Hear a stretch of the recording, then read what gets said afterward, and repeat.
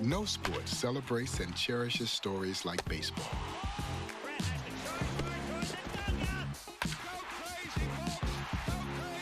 There are countless tales about the major leagues and the national pastime. The luckiest man on the face of the earth. But there remains an untold story. An all-American story of a league created out of necessity that would ultimately become a driving force for change. A league that didn't care what color you were or where you came from. The only thing that mattered was, can you play? And these men and women could absolutely play. By setting new standards and breaking barriers, they would change the game and this country forever. These are the legends. These are their stories. This is the Negro Leagues.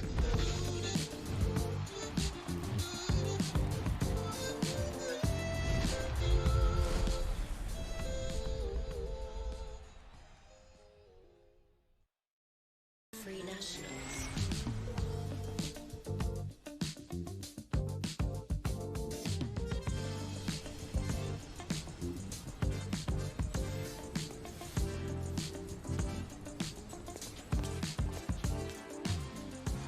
The beauty of baseball is that it is the most romanticized sport of them all. As fans, we mark periods in our lives by baseball. No other sport is quite like baseball. And whoever your favorite baseball player was when you were a kid is likely to be your favorite baseball player the rest of your life. For me, that player was the great Henry Aaron.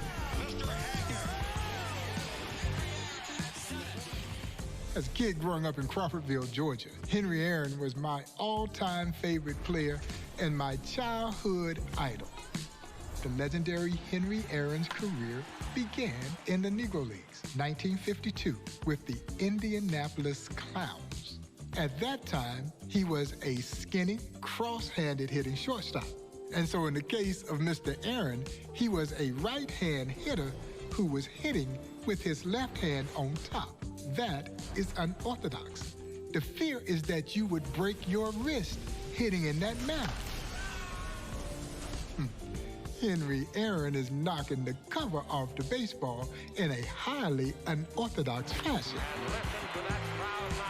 And the rest, as they say, is history. He would be shortly after discovered by the Boston Braves, who would become the Milwaukee Braves, who of course would become the Atlanta Braves, and Mr. Aaron will go down in this sport as one of his all-time greatest players. But it all began in the Negro Leagues in 1952.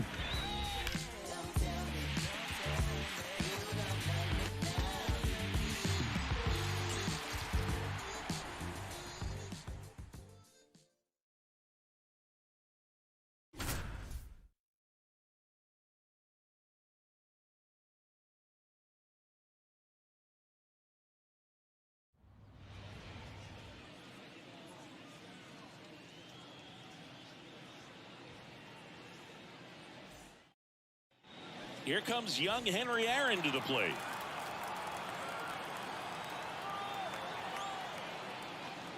The shortstop takes the ball. Everyone thinks of Henry Aaron with that number 44 in his back, but his first number with the Braves was actually number 5. He didn't get 44 until his second season. Next offering popped in the air, right field. He's there. He's got it. Runner tags for home. It's a sac fly as he comes across the score, and it's 1-0.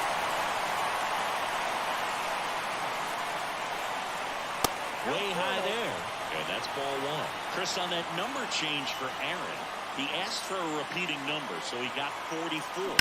He hit exactly 44 homers in 4 different seasons. The guy who gave him the number joked he should have assigned Hank number 66.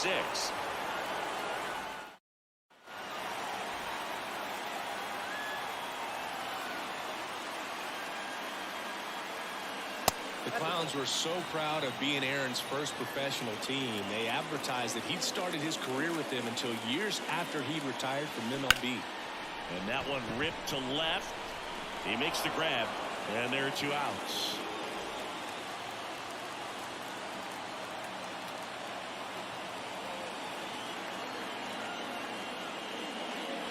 And that's outside, and it's 1-0.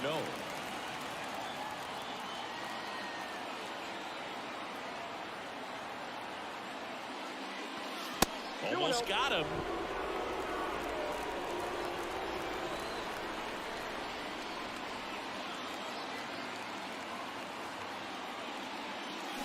Hammers that one deep left field and forget it.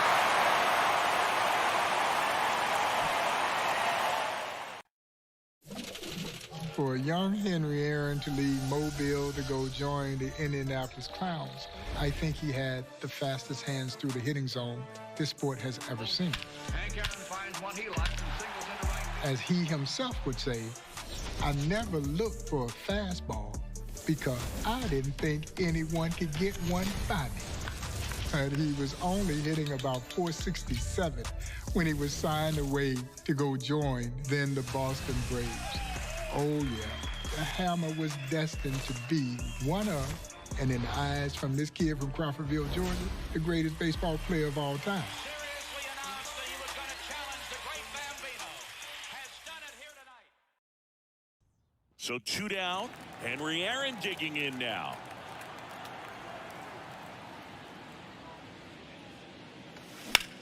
Sharp grounder. That's through for a base hit. And that keeps the inning going.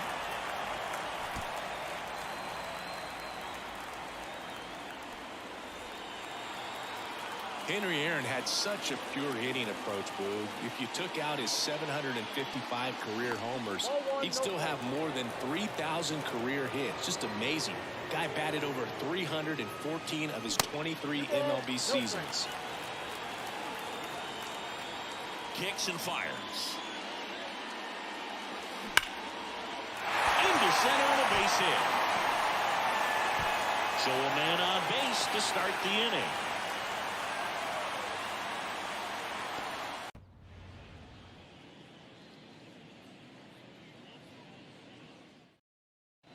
In steps the hard-swinging youngster Henry Aaron.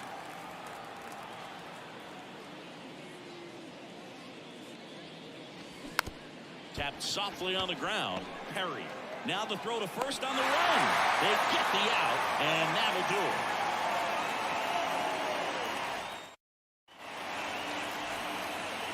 In 1948, Henry Aaron got to see Jackie Robinson speak in Henry's hometown of Mobile, Alabama. Henry told his dad he'd reached the majors before Jackie retired, and he was right. Aaron debuted in 1954, and Jackie retired a couple of years later. And that one is lifted in the air. Sellers settles underneath it, and it's caught for the out. Chris, that story you told about Aaron and Jackie is great, and it's a good reminder that Henry had more than just power in his game. He stole 240 bases in the majors, including 28 when he was 34 years old. And a foul ball. A few days after Aaron signed with the Clowns, their manager Bunny Downs wrote to a friend that he thought Henry would develop into a great player one of these days. Safe to say that he nailed that scouting report.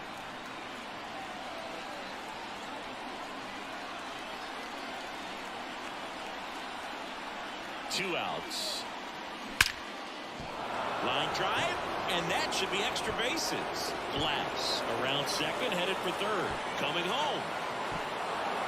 He scores, and now just a 2-run deficit. Turn it up, son. By now, Jackie Robinson had broken baseball's color barrier. The major leagues were no longer a pipe dream. This was very real.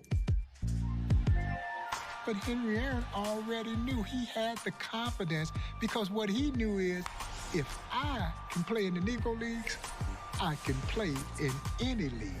That's how great the talent was in the Negro leagues. And for those Negro league players and his Indianapolis Clown teammates, they were never bitter.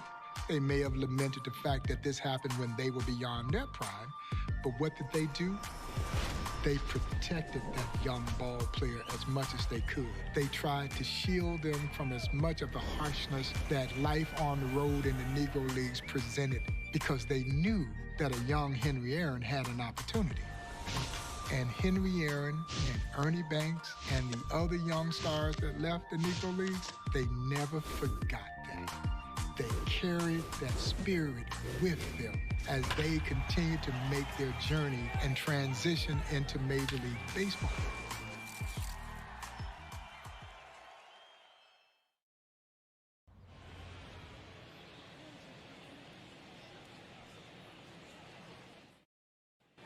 Henry Aaron digging in now.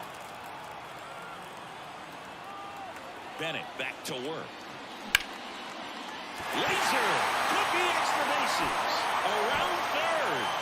One run's in. Now the second run is in. It's 2-0.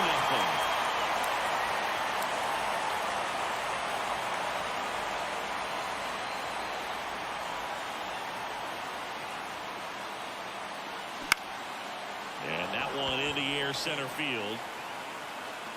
Makes the catch. 2 away now. You know, we've talked before about Henry Aaron's consistent excellence, but one stat that really stands out is his single-season high for homers. Only 47, but he hit 30 or more homers in 15 seasons, just like clockwork. And there's a base hit to left. So a man aboard now with 1 away. What is so remarkable about Henry Aaron's journey to becoming one of the greatest of all time is that he really had no real opportunities to play organized baseball. But young Henry Aaron would take his mother's broomstick, and he learned how to hit bottle caps with a broomstick. And if you can hit a bottle cap with a broomstick, chances are you're going to be able to hit a baseball. And Henry Aaron could hit that baseball. And I would be remiss if I didn't remind you that before he was known as the Hammer or Hammerin' Hank, his nickname was Pork Chops. The late Don Motley, who was the executive director of the Negro Leagues Baseball Museum, he said, "Mr. Aaron, why do they nickname you Pork Chops?" And Mr. Aaron looks at him and says, "I guess that was the only thing on the menu that I knew how to order." So he found something and he stuck with it.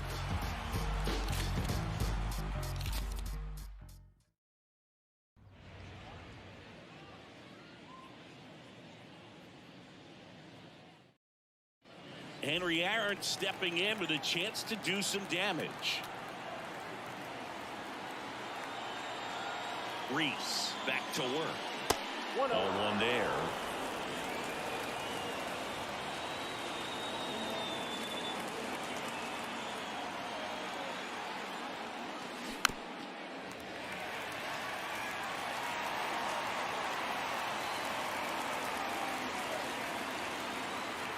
The pitch. And that's outside. 2-1.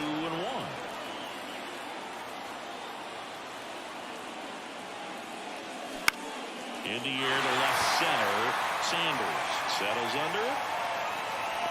Drops into the glove. Here comes the runner from third. Way at the plate. Not in time. He's safe. Buck O'Neill's recollection of Henry Aaron is priceless. They're playing in a spring training game down in Mobile, Alabama, Kansas City Monarchs against the Indianapolis Clowns. Buck and legendary Clowns manager Buster Hayward, they meet at the mound to exchange lineup cards. Buck instantly looks at the lineup card and sees that there's a kid named Aaron batting in the 3-hole. Buster cracks up. He said, "Oh, Buck, you got to see him." Buck said, "Okay, well, we'll see what he got."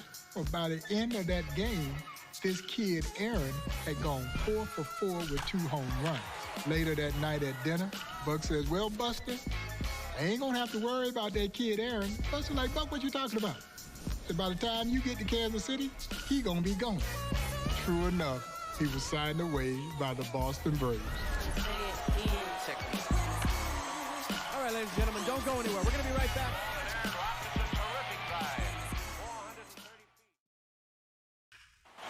So 2 down. Henry Aaron getting ready to hit.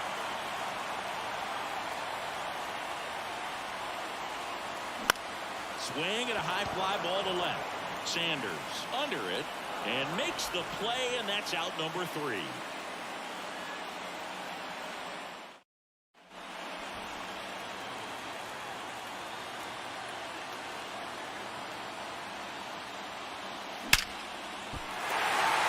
Base hit, 1 run is in.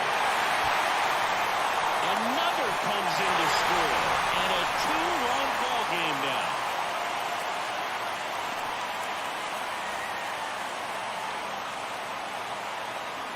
Bennett back to work. That one way inside.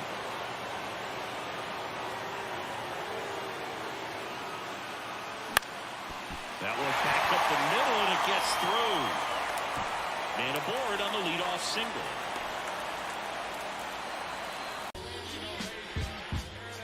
For a young Henry Aaron to go join the Negro Leagues Indianapolis Clowns in 1952 was truly a litmus test.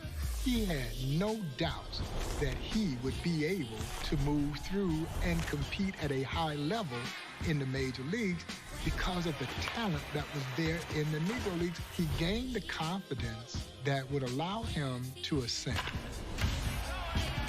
He really never fashioned himself as a power hitter. He was a ball player who believed that he wanted to hit the ball hard every opportunity, and it just happened to go over the fence 755 times. But as I remind folks, he still has over 3,000 hits. His RBI record will likely never be broken, nor will his total base record. He simply did everything right, as Buck O'Neil would say. He was a beautiful ball player, and indeed he was. Young Henry Aaron digs in with the bases loaded and 2 gone. This one swung on and hit well. Way back there. It's gone. A grand slam for Henry Aaron. No matter how tall or how high the mountain is, and if you try hard enough, that you can reach the top.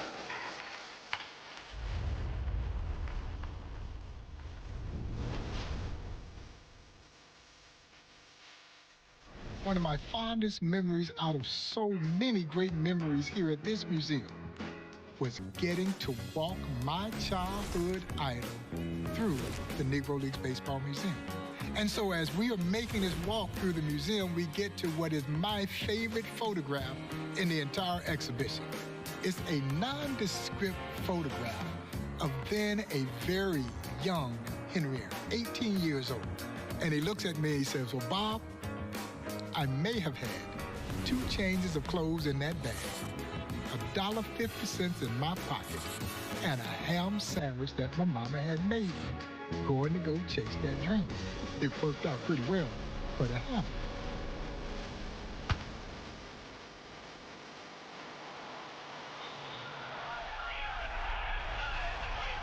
For a lot of visitors who come in, and they're very respectful when I'm telling them the stories of Josh Gibson and the other heroes of the Negro Leagues. But you could almost discern that they're saying to themselves, I'm sure they were pretty good, but I don't know if they were as good as Bob says they are. But then you get to that photograph of a young Henry Aaron. Many of our visitors are shocked to discover that it all began in the Negro Leagues.